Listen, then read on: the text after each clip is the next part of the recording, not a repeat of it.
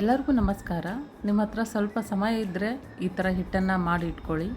ಈ ಚಕ್ಲಿ ಹಿಟ್ಟನ್ನು ಒಂದು ಸಲ ಮಾಡಿ ಇಟ್ಕೊಂಡ್ರೆ 3 ತಿಂಗಳ ಯೂಸ್ ಮಾಡ್ಬೋದು. ಯಾವುದೇ ರೀತಿಯಾದಂಥ ಪ್ರಾಬ್ಲಮ್ ಆಗೋದಿಲ್ಲ. ಹಿಟ್ಟಂದರೆ ಸ್ಮೆಲ್ ಬರೋದು ಏನೋ ಒಂದು ಆಗೋದಿಲ್ಲ. ಅಳತೆ ಪ್ರಕಾರ ಮಾಡ್ಕೊಳ್ಳೋಣ. ಮೊದಲಿಗೆ 2 ಕಪ್ಪಷ್ಟು ರೈಸ್ ಫ್ಲೋರ್ ತೊಗೊಳ್ಳೋಣ. ಅಕ್ಕಿ ಹಿಟ್ಟು 2 ಕಪ್ಪು, ನೀವು ಯಾವುದೇ ಬೌಲ್ ತೊಗೋಬಹುದು. 2ರಷ್ಟು ಅಕ್ಕಿ ಹಿಟ್ಟು ಬೇಕಾಗುತ್ತೆ. ಅದಕ್ಕೆ 1 ಕಪ್ಪಷ್ಟು ಕಡಲೆ ಹಿಟ್ಟು ಅಂದರೆ ಪುಟಾಣಿ ಹಿಟ್ಟು ತೊಗೊಳ್ಳಿ. 1 ಕಪ್ಪು, 2 ಕಪ್ಪು ಅಕ್ಕಿ ಹಿಟ್ಟು, ಅರ್ಧದಷ್ಟು ಮೈದಾ ಹಿಟ್ಟನ್ನು ಹಾಕ್ಕೊಳ್ಳಿ. ಅದೇ ಕಪ್ಪಿಂದ ಅರ್ಧದಷ್ಟು ಮೈದಾ ಹಿಟ್ಟು ಕೂಡ ಸೇರಿಸ್ಕೊಳ್ಳಿ. ಇವಾಗ ಈ ಹಿಟ್ಟಿನ ಅಳತೆ 1 kg ಆಗುತ್ತೆ.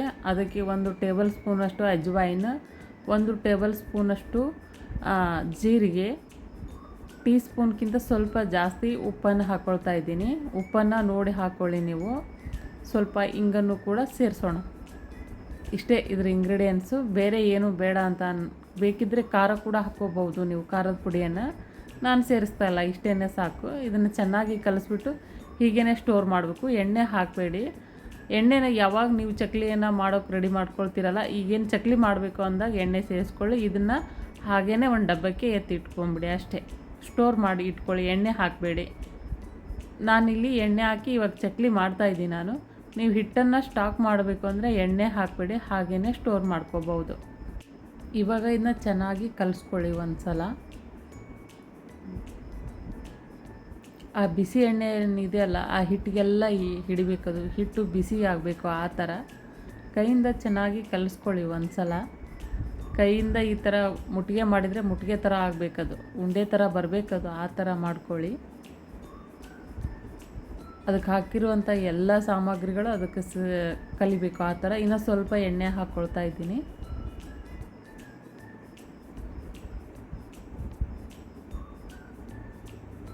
ಚೆನ್ನಾಗಿ ಕಲಸಿ ತಣ್ಣೀರನ್ನೇ ಕಲಿಸ್ಕೊಳ್ಳಿ. ಬಿಸಿನೀರಿನ ಅವಶ್ಯಕತೆ ಇಲ್ಲ, ತುಂಬ ಚೆನ್ನಾಗಿ ಬರ್ತವೆ. ಇವಾಗ ಸಡನ್ಲಿ ಚಕ್ಲಿ ಬೇಕು ಅಂದಾಗ ಎಲ್ಲದನ್ನು ರೆಡಿ ಮಾಡ್ಕೋಬೇಕಾಗುತ್ತೆ. ಒಂದಿದ್ದರೆ ಒಂದಿರೋದಿಲ್ಲ ಮನೆಯಲ್ಲಿ. ಹಾಗಾಗಿ ಒಂದು ಸಲ ತಂದುಬಿಟ್ಟು ಈ ಥರ ಹಿಟ್ಟನ್ನು ರೆಡಿ ಮಾಡಿ ಸ್ಟೋರ್ ಮಾಡಿ ಇಟ್ಕೊಳ್ಳಿ. ಯಾವಾಗ ಬೇಕೋ ಆವಾಗ ಚಕ್ಲಿಯನ್ನು ಫ್ರೆಶ್ ಆಗಿ ಮಾಡ್ಕೋಬಹುದು.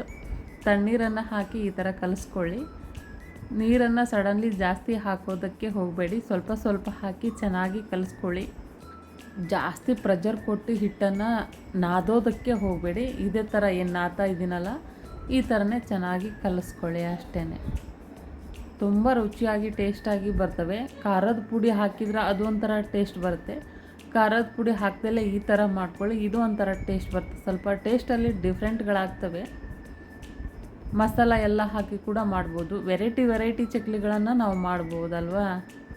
ಇದು ಒಂಥರ ಚಕ್ಲಿ ನೋಡಿ. ಈ ಒಂದು ಹದಕ್ಕಿದ್ರೆ ಸಾಕಾಗುತ್ತೆ. ಸ್ಮೂತಾಗಿ ಚೆನ್ನಾಗಿ ಬರ್ತವೆ. ಎಲ್ಲೂ ಕೂಡ ಕಟ್ಟಾಗೋ ಚಾನ್ಸಸ್ಸೇ ಇಲ್ಲ ಈ ಒಂದು ಚಕ್ಲಿಯನ್ನು ಮಾಡುವಾಗ. ಇವಾಗ ಚಕ್ಲಿ ಮೇಕರನ್ನು ತೊಗೊಳ್ಳೋಣ.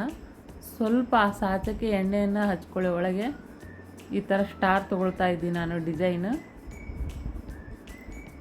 ಎಣ್ಣೆ ಹಚ್ಕೊಳ್ಳಿ ಅಂದರೆ ಚೆನ್ನಾಗಿ ಜಾರ್ತದೆ ಅದು.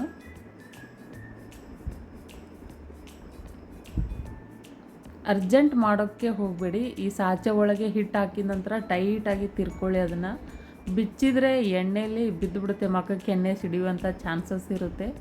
ಹಾಗಾಗಿ ಸ್ವಲ್ಪ ಪೇಷನ್ಸಿಂದ ಮಾಡ್ಕೊಳ್ಳಿ.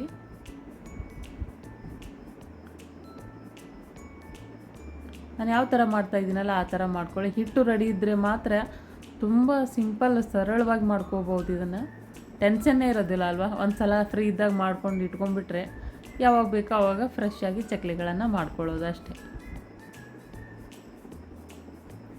ಸಣ್ಣ ಸಣ್ಣ ರೌಂಡ್ಗೆ ಚಕ್ಲಿಗಳನ್ನು ಮಾಡಿ ಇದೇ ಹಿಟ್ಟಿಂದ ಮಾಡ್ಕೊಳ್ಳಿ. ಆ ಥರ ಮಾಡ್ಕೊಳ್ಳಿ. ನಿಮ್ಗೆ ಯಾವ ಥರ ಡಿಸೈನ್ ಬೇಕೋ ಆ ಥರ ಚಕ್ಲಿಗಳನ್ನು ನೀವು ಮಾಡ್ಕೋಬಹುದು. ಇದೇ ಹಿಟ್ಟಿಂದ ಕೋಡ್ಬಳೆ ಕೂಡ ಮಾಡ್ಬೋದು ನೀವು. ಸಣ್ಣ ಸಣ್ಣ ಕೋಡ್ಬಳೆ, ದೊಡ್ಡ ಕೋಡ್ಬಳೆ. ಒಂದೇ ಹಿಟ್ಟು ಹಲವಾರು ಉಪಯೋಗ ಇದರಿಂದಾಗಿ. ಎಣ್ಣೆ ಬಿಸಿ ಆಗಿದೆ, ಸ್ವಲ್ಪ ಹಾಕಿ ನೋಡ್ತಾ ಇದ್ದೀನಿ. ಎಣ್ಣೆ ಕಾದ ನಂತರ ಸ್ವಲ್ಪ ಮೀಡಿಯಮ್ ಆಗಿ ಇಟ್ಕೊಂಬಿಡಿ, ಅಂದರೆ ಚೆನ್ನಾಗಿ ಬರ್ತವೆ. ಇಲ್ಲದೆ ಹೋದರೆ ಕೆಂಪು ಥರ ಆಗ್ತವೆ. ಇಲ್ಲಿ ನೀವು ಗಮನಿಸ್ತಾ ಇರ್ಬೋದು, ಎಲ್ಲೂ ಕೂಡ ಕಟ್ ಆಗೋದಿಲ್ಲ, ಅಷ್ಟು ಚೆನ್ನಾಗಿ ಬರ್ತದೆ ನೋಡಿ. ಹಾಕ್ತಾ ಇದ್ದೀನಿ ನಾನು. ಈ ಥರ ಹಾಕ್ಕೊಳ್ಳಿ ಹುಷಾರಾಗಿ.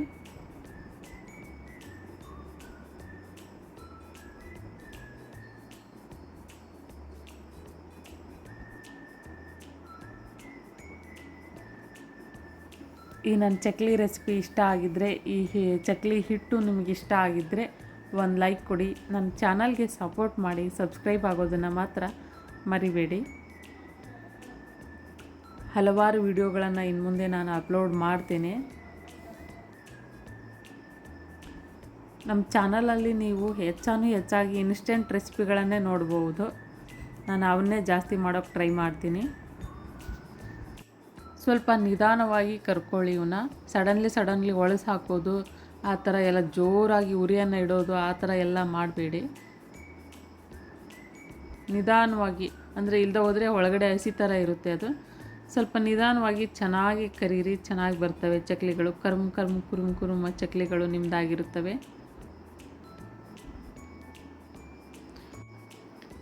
ನಾನು ಮುರುಕು ಮಾಡ್ತಾಯಿದ್ದೀನಿ. ಚಕ್ಲಿ ರೆಸಿಪಿ ಕೂಡ ಹಾಕ್ತೇನೆ ನಾನು. ಅದು ಬೇರೆ ಥರ ಹಿಟ್ಟು, ಈ ಥರ ಬರಲ್ಲ, ಅದಕ್ಕೆ ಬೇರೆ ಇಂಗ್ರೀಡಿಯೆಂಟ್ಸ್ ಬರುತ್ತೆ.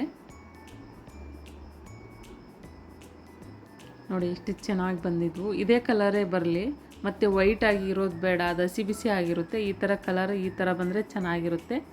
ಒಂದು ಸಲ ಟ್ರೈ ಮಾಡಿ ಹೇಗಾಗಿತ್ತು ಅಂತ ಕಾಮೆಂಟ್ ಮಾಡೋದನ್ನು ಮಾತ್ರ ಮರಿಬೇಡಿ.